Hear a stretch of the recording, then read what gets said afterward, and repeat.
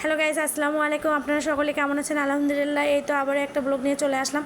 আর আজকে যাচ্ছি আমি বিকালে একটু হাঁটতে হাঁটতে সবজি খেতে। আর সবজি খেতেই চোখে পড়লো ঘরে একটা তালা দেয়া। আর ভাবলাম ওখানে কে আছে, তাই তো গেলাম। গিয়ে দেখি পাগলটাকে তালা দিয়ে রাখছে।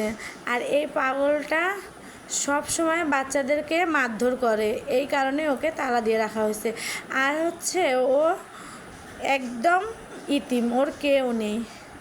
ওর বাবা অনেক আগেই মারা গেছে, আর মা অন্যত্র সংসার করছে। আর ওর নানি ওকে ছোটো থেকেই মানুষ করছে, করার পরেও ওকে লেখাপড়া শিখাইছে। লেখাপড়া শিখিয়ে ও অবশ্য ঢাকায় চাকরি করছে, আবার এসকেসে এনজিওতে চাকরি করছে। করার পরেই হঠাৎ করেই পাগল হয়ে গেছে।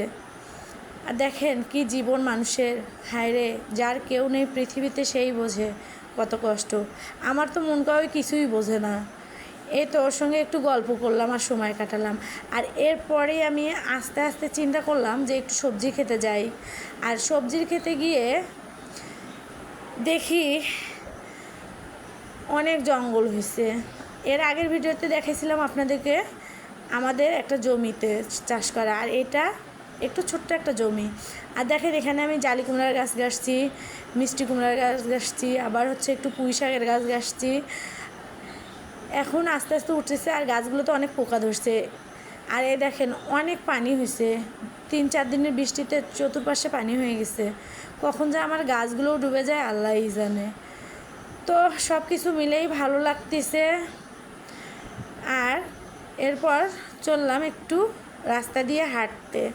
আর হাঁটতেই ভাবলাম যে আজকের আবহাওয়াটা অনেক সুন্দর লাগতেছে, দেখেন কত সুন্দর। তো এর ফাঁকে আবার চলে আসলাম সুন্দর একটা